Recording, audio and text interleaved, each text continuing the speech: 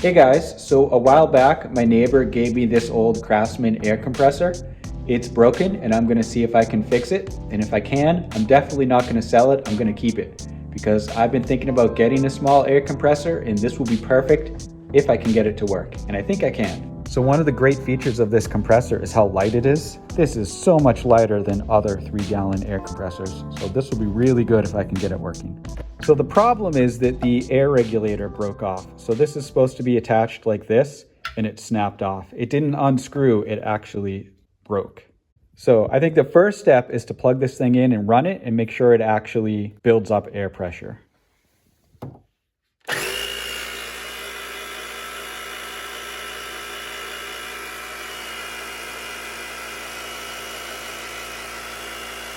All right, it does build up air pressure, which is good. It is very loud though, so from now on, I'm definitely gonna wear my ear protection when I turn this thing on because that was loud. All right, so when the regulator broke off, that means that the end of this piece is now stuck in the tank. So the first step is to remove that, and I have just the thing for that. So the piece that's stuck in the tank is a ring just like this, and it already has the perfect hole in it. So I'm just gonna get a bolt extractor like this, put it in, and just slowly tighten it to the left, and that will grab the piece and pull the threading right out. Just like this, and then you turn it lefty-loosey. Now the reason I'm so sure this is gonna work is because I already did it and the piece is already gone. I did this before I even realized I was gonna make a video about it, and it came right out. I've used these things before on actual bolts, and it can be difficult because you have to drill a perfect hole down the middle of the bolt, and that's not easy to do, but these things already have holes in the middle, so it was perfect. When I realized I was gonna make a video, I went through my trash trying to find the piece so I could put it back in, so I could take it out on video, but it is long gone. All right, so now that that piece is out of the tank, it's time to actually start fixing. So this is a 5-way air regulator, and this threaded piece is built in. It's not a piece you can unscrew, unfortunately. Now you can get a replacement regulator online as a service part, but it's about $60, which is what a cheap 3-gallon tank costs in the first place. And I didn't really want to spend that much. So what I ended up doing was buying this new 4-way regulator. So it doesn't have the threading on the back, but it does have the 4 ports along the perimeter. So I bought some extra fittings, and what I need to try to do is come up with a configuration here where I can get all of the different pieces on there the way I want them. So I guess the first step is I need to take this apart. So I assume this is just threaded together normally, so I'm just gonna grab a wrench and start unscrewing it.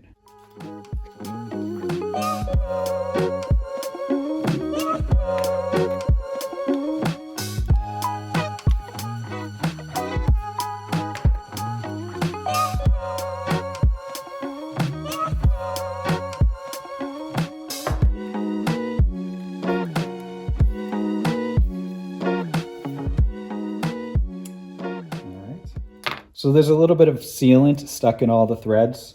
So I'm just going to use a wire wheel and just manually kind of scrape them out a little bit.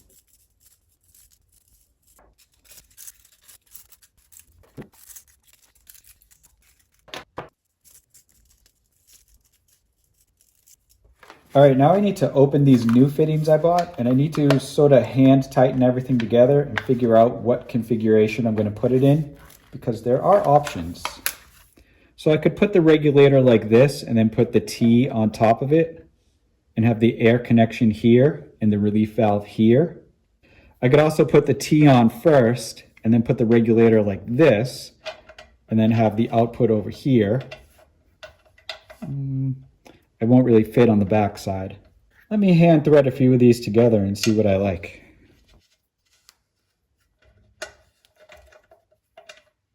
So this is one problem I'm going to run into.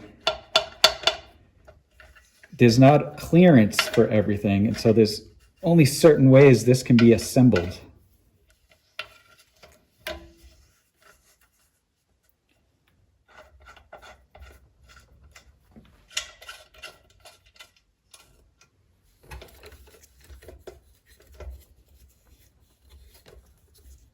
All right, so this is one configuration I can use.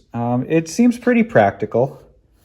I don't love how far away from the base the fitting is, because a lot of pressure is going to be put on this as you use it, and it might snap again, but you can always just fix it again.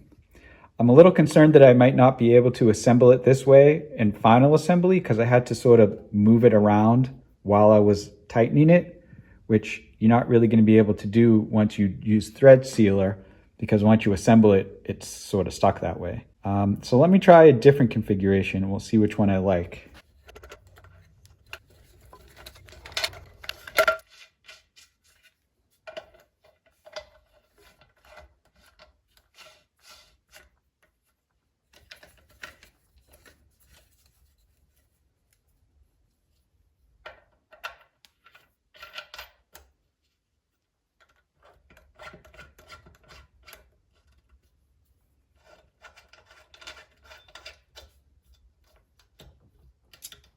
Well, that's a bummer. I like this configuration a lot better. I like the way that the fitting is not hanging out so far from the base.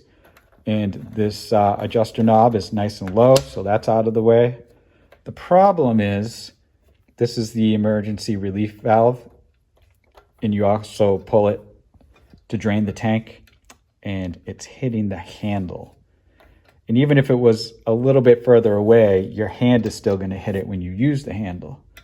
So that's not going to work. So I might have to go back to the first option, even though I like this one a little bit better. I guess another option would be to rotate this T-fitting so it goes up and down and out this way. The problem is all the fittings are the wrong threading for that. So I would need another adapter here, which would move it out, and another adapter here, which would move it out. So that's not really going to work. So I just did some research online, and there are elbow fittings I could attach to this end so that this relief valve would be pointing down. The problem is you're still going to hit your hand on that when you pick this thing up. So I don't think that's going to work. So I'm going to go back to the original configuration.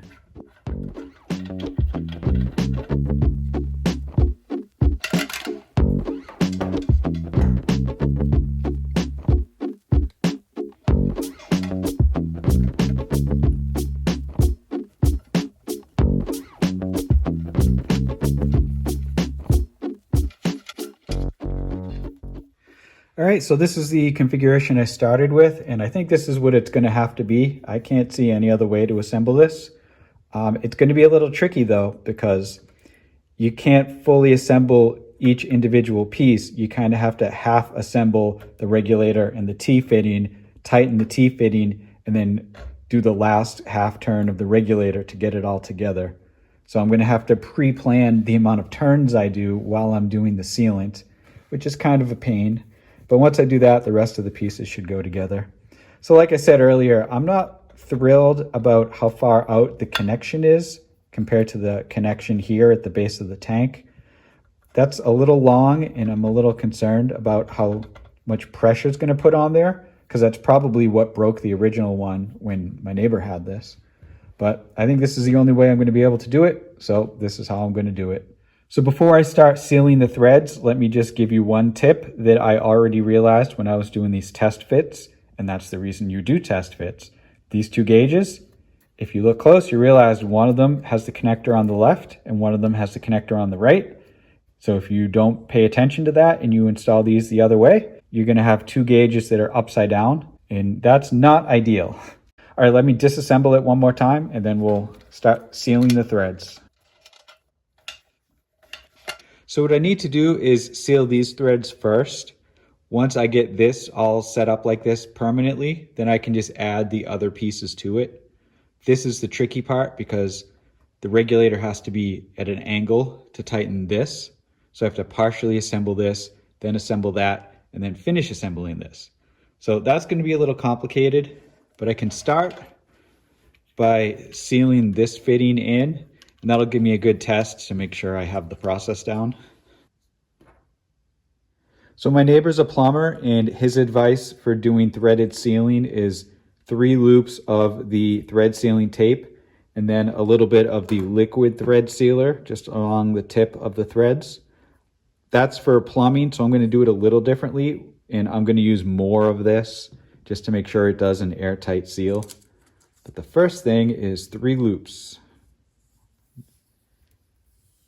2, 3.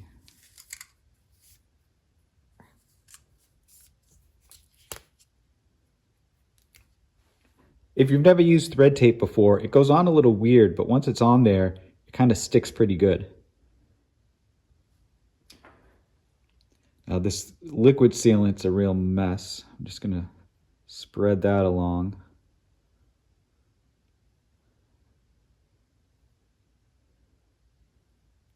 So make sure you didn't block off the hole because that will cause some problems.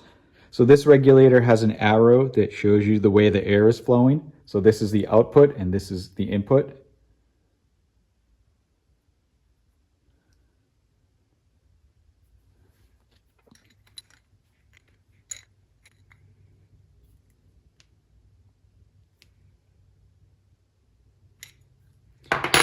All right. It looks pretty good. There's a little bit of a ring of the liquid sealant that got pushed up. And hopefully that's making a nice extra airtight seal. So I'm just gonna not touch any of that and move on to the next piece. So I'm gonna start by putting the T-fitting in to see how many turns it's gonna take. So that's pretty tight, which means the regulator has to go on this side. So I'm just gonna mark it.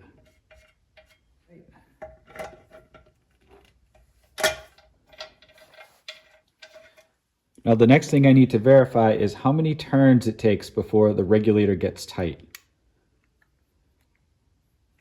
2, 3, and then now it's getting tight, but it's upside down. I don't think I'm going to be able to turn it all the way so it's vertical, which means I need to stop at 3 turns and then leave the last quarter turn for once this is threaded in.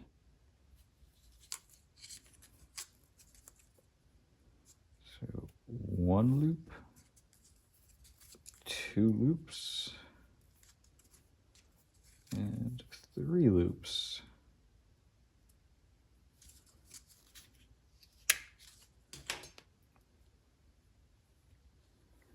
Now some sealant.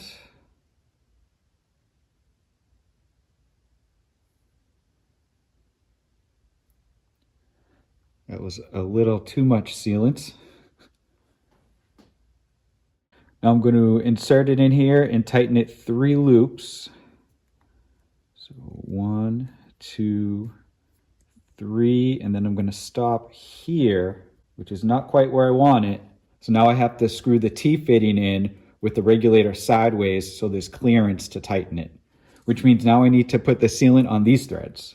I keep getting the liquid sealant everywhere. That stuff is messy. So that's 1 loop, 2 loops, 3 loops.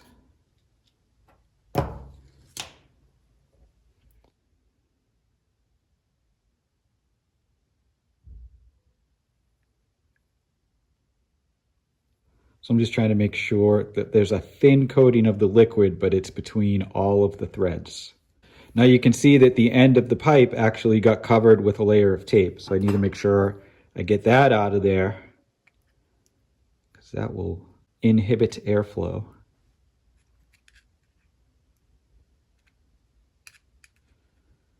Sorry.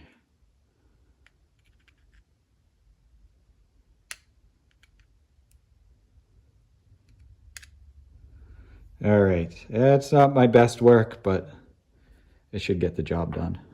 All right, now I'm going to screw that T-fitting on.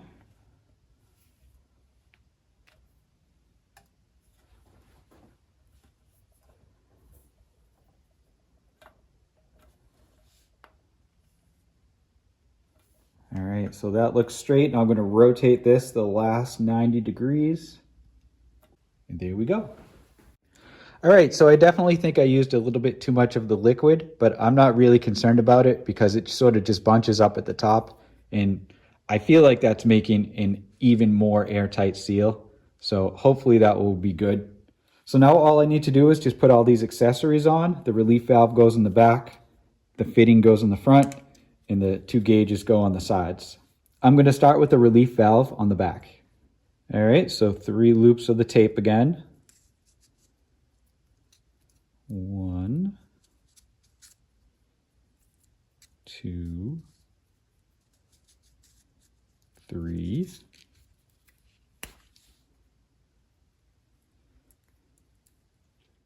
Now the liquid stuff.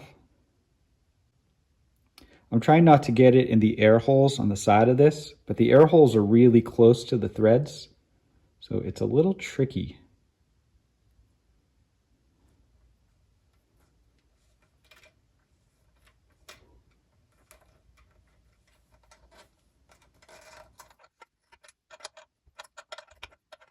The handle's kind of in the way, so it makes the clearances for the wrench really tight.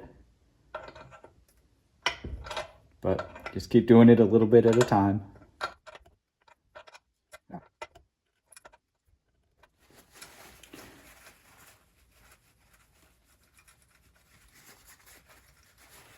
All right, I'm going to do the valves next. And like I mentioned a minute ago, make sure you're not putting them on upside down because there's a left and a right. And they'll work the other way, they'll just be upside down. So the threads on the valves are a little short, and they're actually shorter than the width of the tape. So I was originally putting the tape up on this edge and then having it hang off a little bit, but that's not good because that will potentially clog the valve. So what I'm going to do instead is put the tape down on this edge and have it just overlap up on this part, because that won't matter. This is just where you put the wrench to tighten it.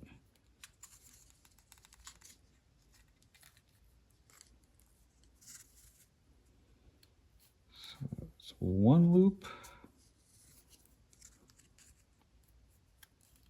2 loops, 3 loops.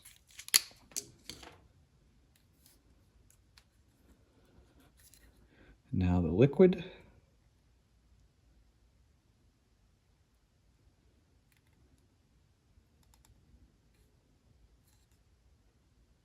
All right, now I'm going to screw this in. I checked beforehand, and these screw in 4 loops before they're tight. So I'm going to get it in there and then do that. There we go. So 1, 2, 3, 4. I'm going to do the final position of these valves facing sort of flush with this area. That just seems like a better angle to get good visibility. So 3 loops of tape.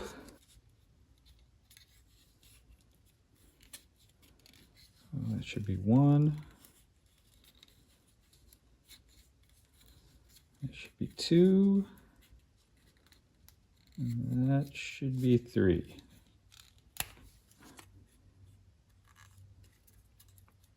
All right, and apply the liquid.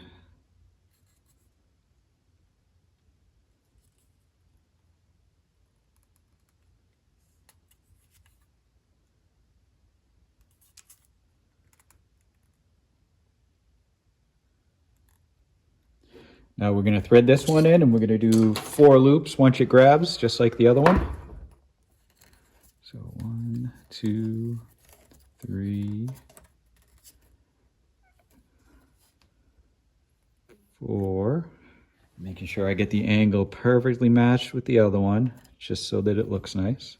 All right, I think that looks pretty good. All right, the last piece is the hose fitting. 3 loops of tape.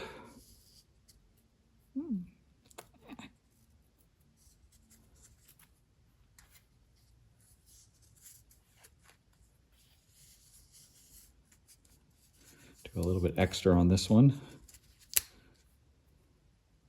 All right, that looks good. Now the liquid.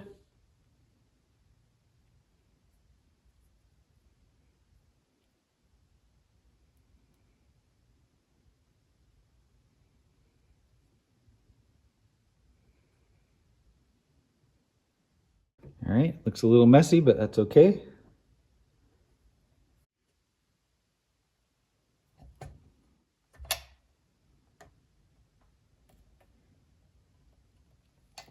So you can see, because this is threaded on along the same line, as I tighten this, the regulator itself is trying to move. So I'm just trying to hold it in place while I tighten this last fitting.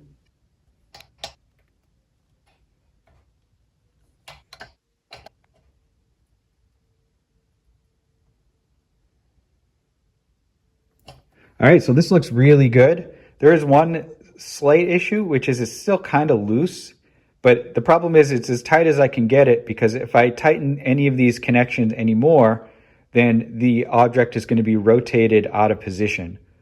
So I'm going to set this aside for now, and I have two more things I need to do. So while I was at you-know-where picking up those fittings, I also picked up a couple of basic air tools to get me started. This is a digital tire filler, so that'll be nice for filling up my truck tires. And this is just a simple sprayer. And it comes with a bunch of other fittings, which might be useful over time. But all these tools need to be assembled, so they need the tape and the sealant, just like the tank did. All right, so I just hand tightened everything together. Now I'm going to seal it up. I'm going to start with the sprayer. The tip of it doesn't get sealed. The tip of it you just hand tighten. But this part, we need 3 loops of tape and some sealants.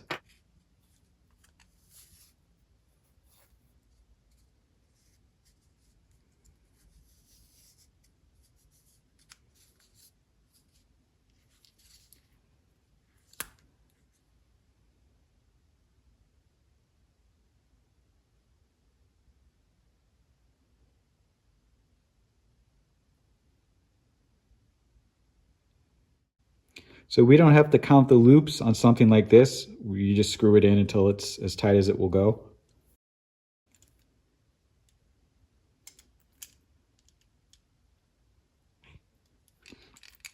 It's hard to tighten only because there's no way to get a good grip on it. All right. So on the air inflator, you have to attach the fitting that connects to the hose. The actual tire inflator is already on there permanently. But what I'm thinking is maybe I take this off and maybe I put this on it instead, because this would be a lot easier to fill car tires with. You get kind of a handle on it. You don't have to use your fingertips when it's freezing cold and try to push that on there. So yeah, I think I'm going to do that. So I'm going to start with this one. It already has some sealant on it, but you know what? I'm going to tape it and put some blue stuff on it anyway.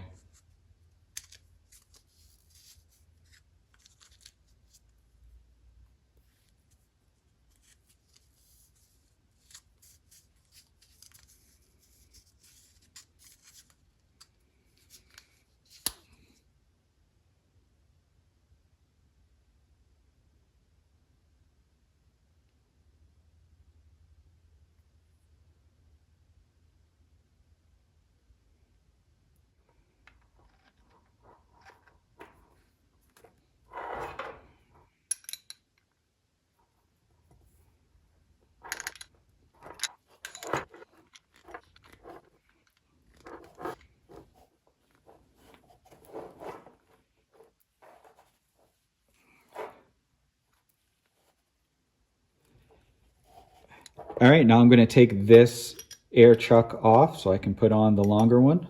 All right, there we go.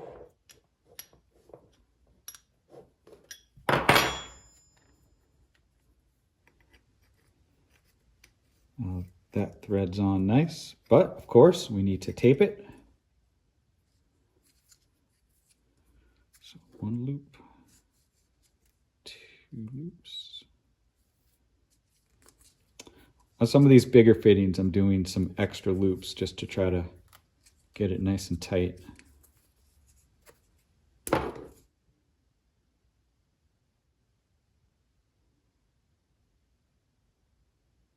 There.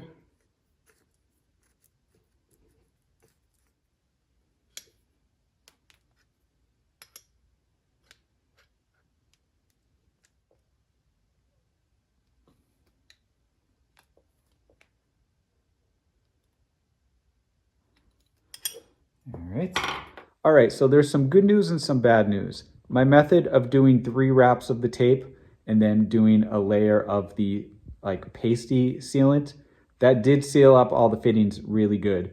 I pressurized the tank and I couldn't find any leaks at all, so that's good. But there is a problem. The fittings are way too loose. So remember, what I did was I dry fit them together and counted how many rotations it took to get them tight. But this paste kind of works like a lubricant, So now all of a sudden, that amount of turns doesn't make it tight anymore. I need to do more turns. So what I need to do is take this all apart, consider this our rough draft, then count how many turns it takes to get these tight with the paste on there. Then I need to get all that paste off, clean everything up, retape it, repaste it, reassemble it, and then we should be good. So now I'm just going to quickly take it all apart.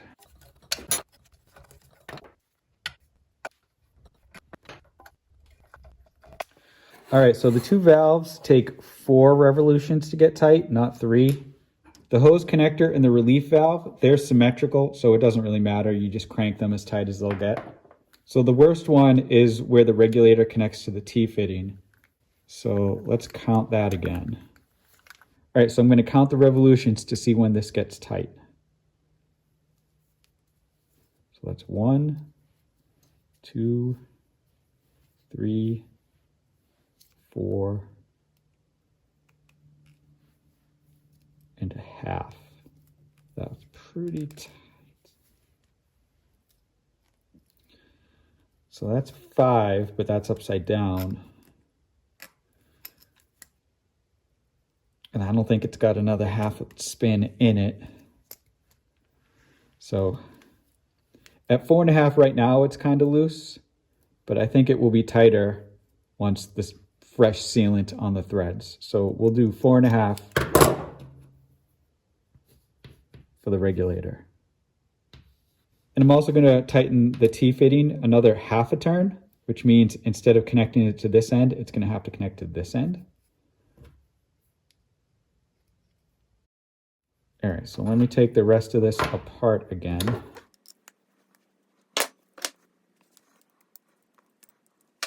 All right, now I just need to clean all of these threads so I can do this again, and that's not going to be very fun to watch. So we'll just skip ahead to all the threads being clean and ready for reassembly. All right, it took a while, but I got all the threads nice and clean. So I'm going to start by putting this connector back in the regulator itself, and then we'll go from there. So just like before, I'm going to do 3 loops of the tape, and then I'm going to smear a little bit of the sealing paste on there. I'm sure the professionals can do this a lot faster than I can. All right, so you look for the arrow on the regulator, and that's the direction the air is flowing. So that means the fitting goes into the back of that.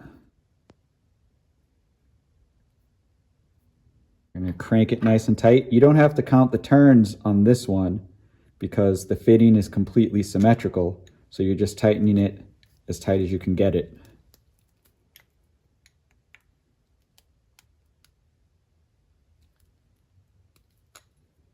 All right, now I'm going to put the regulator on the T-fitting, and my notes say, my note right here, says 4.5 turns. It's still kind of loose at 4.5 turns, so I think I'm going to try to go 5.5 turns, which is a lot of turns, but if I don't, I think it's going to come loose, so I'm just going to crank it as tight as I can.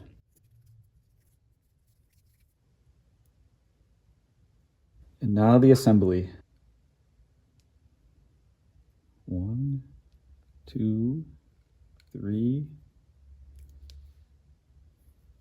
that would be 4.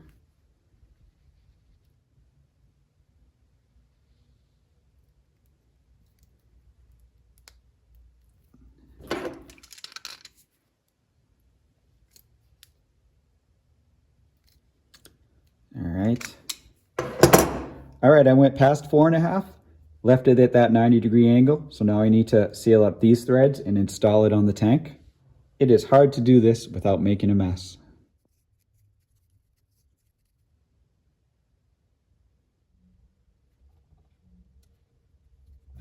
So this is going 3.5 turns. 1,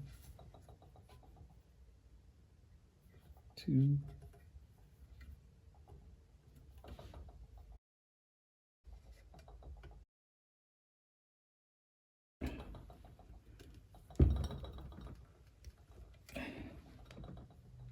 I'm doing these much tighter than I did the first time. Now we're going to rotate this another 1/4. All right, that is much, much tighter. I don't think this is going to be going anywhere. All right, so I'm going to do the relief valve next. So 3 loops of tape, and then some paste.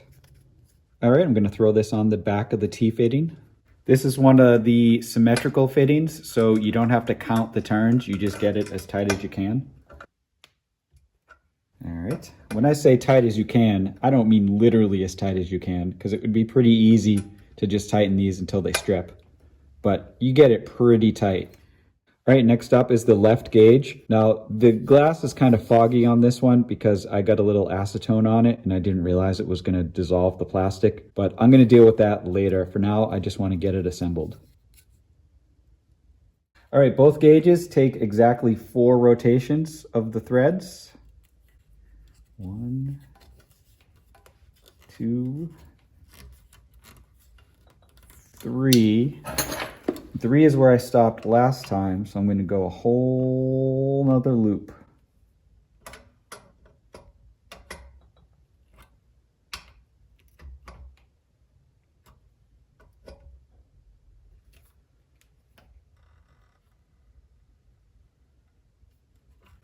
That's much tighter. I might even be able to go another loop, but I'm concerned that it will only get halfway and then bottom out. And then the gauge facing the tank will do me no good. So I'm just gonna leave it like that.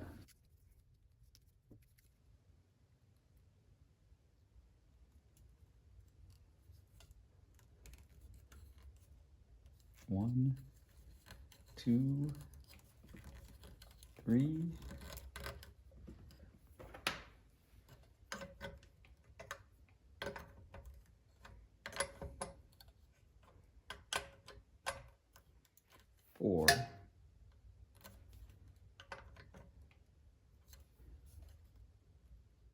All right, the last piece is the hose connector.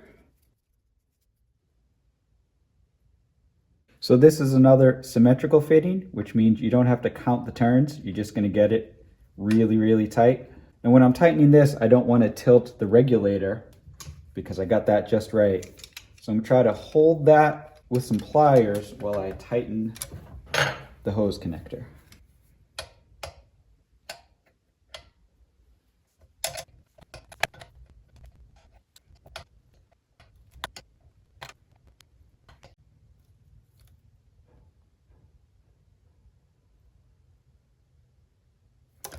All right, I think that one came out a lot better than the first one. Every connection here is a lot tighter. Nothing can be moved by hand. So what I'm gonna do here is just let the sealant cure for a day or two, or maybe a few days. Then I'm gonna test it out, maybe fill up some tires and make sure it works. All right, I got a little tied up, so it's about a week later and I'm ready to test this thing out. All that sealant is as cured as it's gonna get. So I'm gonna plug this in and turn it on and pressurize the tank, and then I'm gonna check it for leaks.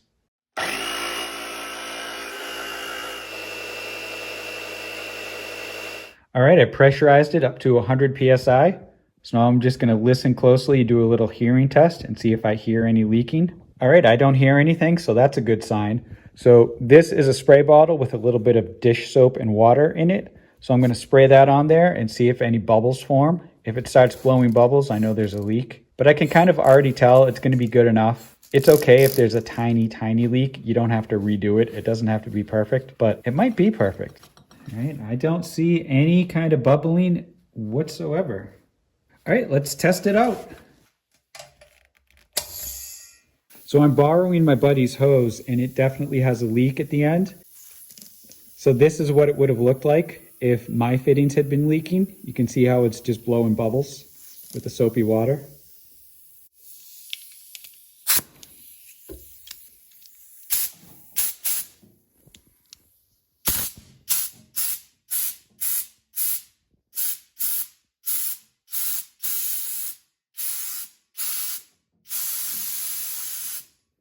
All right, that's a lot of air pressure from this little spray nozzle, so that'll come in handy whenever I need to clean stuff. This will be a really easy way to blow off all the dust. All right, I just thought of a better way to test this thing out. That snowblower has a flat tire.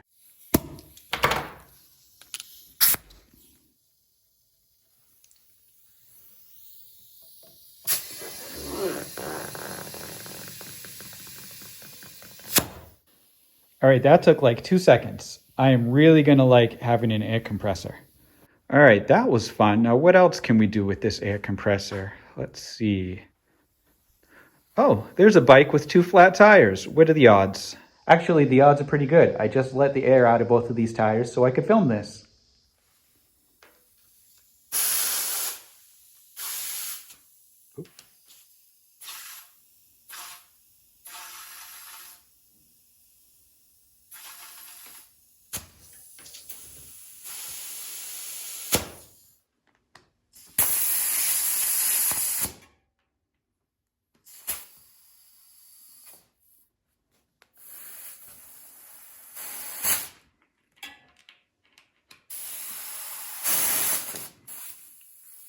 So there is one thing that confuses me about this setup. So I was under the impression that one of these gauges is supposed to be the tank pressure, and then the other gauge is supposed to be the pressure that comes out of the fitting controlled by this regulator. So when you turn the regulator, one of these gauges should go down. The other one should stay the same because that's the tank pressure. But when I turn this regulator down, both gauges go down.